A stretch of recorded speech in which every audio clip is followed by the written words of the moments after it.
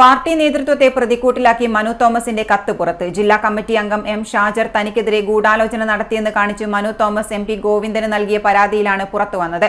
DYFI നേതാവും കണ്ണൂർ ജില്ലാ committee അംഗവുമായ എം ഷാജറിനെതിരെ നൽകിയ പരാതിയിൽ നടപടിയില്ലെന്ന് ചൂണ്ടിക്കാട്ടിയാണ് മനു തോമസ് CPM സംസ്ഥാന സെക്രട്ടറിക്ക് കത്തെഴുതിയത്.